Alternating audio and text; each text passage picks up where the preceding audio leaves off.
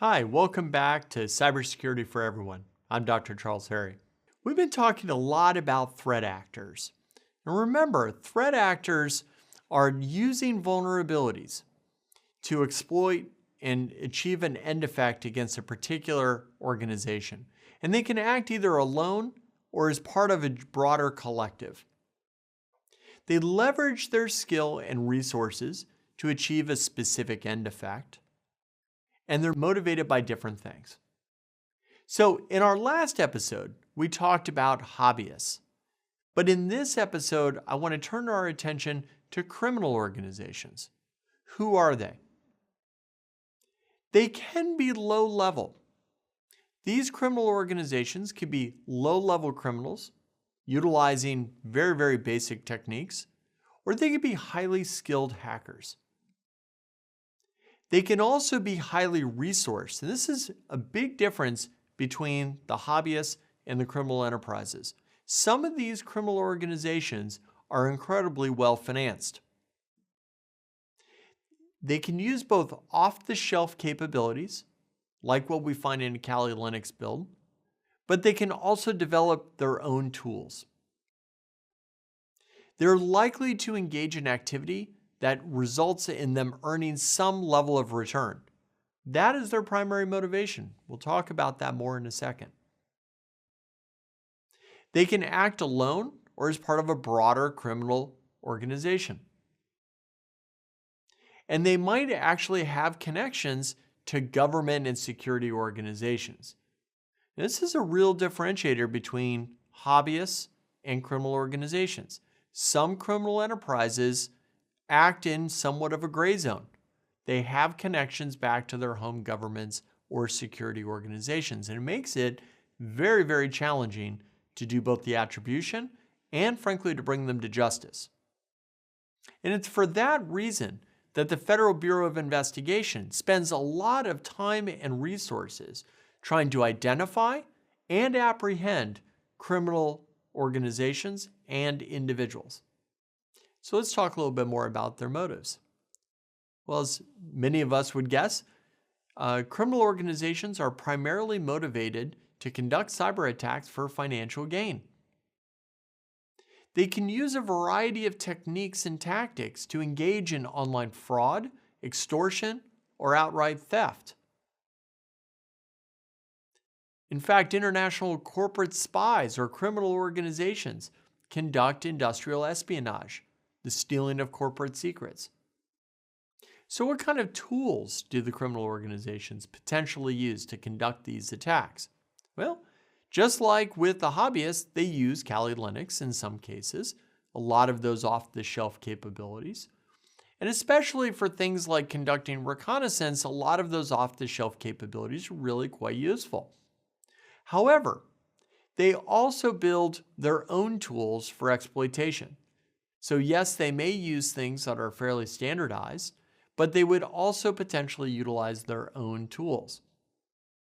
They also may use their own custom tools and tactics for delivery. In fact, we see a lot of criminal organizations spending quite a bit of time and effort developing new tradecraft for achieving these broader end effects.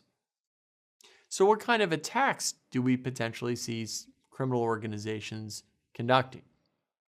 Well, we absolutely see criminal organizations encrypting data and demanding money. We call this ransomware, and we've seen plenty of examples of that occurring all around the world, specifically here in the United States, against a lot of different municipal networks. We also see criminal organizations conducting denial of service attacks, overwhelming web servers unless money is paid. We absolutely see SQL injection attacks being orchestrated by criminal organizations. We also see them guessing passwords, doing those brute force attacks as a way to gain access into a particular organization and using that as a way to potentially move further into those organizations. And we absolutely see the illicit access to point-of-sale systems as a way to covertly steal credit card numbers. These are just a handful of examples. There are many others.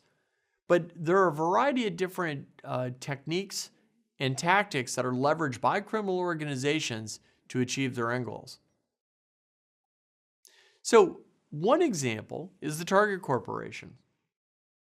Back in 2013, the Target Corporation had a significant data compromise. Now, in this particular compromise, over 70 million credit card numbers were actually taken. The threat actor behind this particular compromise was able to gain access to the Target corporate network through a third-party vendor, actually part of their heating and air conditioning vendor. They gained access to point-of-sale systems across multiple stores. And once they had access to those point-of-sale systems, covertly stole credit card numbers from millions of American consumers.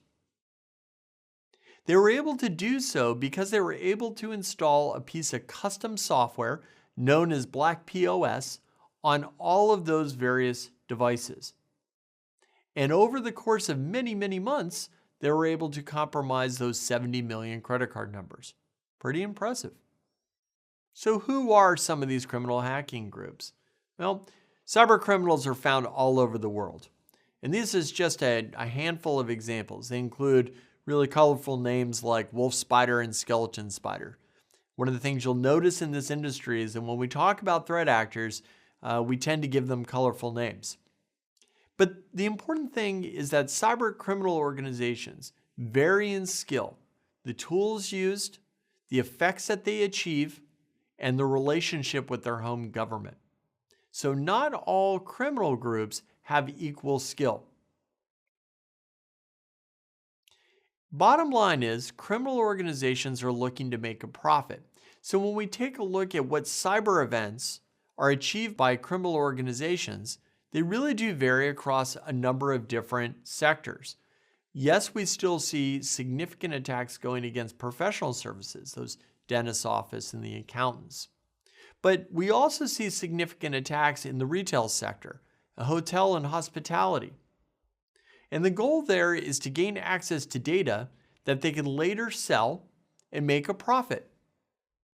Or in the case where we see ransomware attacks, encrypting that data and demanding a payment before it's released.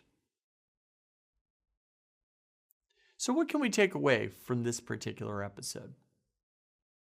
Well, first of all, criminal organizations tend to be higher skilled than hobbyists. They are primarily motivated by financial gain. They oftentimes use custom tools, which makes them very different than what we see with hobbyists. They focus on a variety of fraud, theft, and extortion tactics in order to make money. And they're found all over the world, with some being tied closely with their home governments. In our next episode, we're going to walk through a case study. We're going to talk about a particular extortion event that occurred in San Francisco. I hope to see you next time.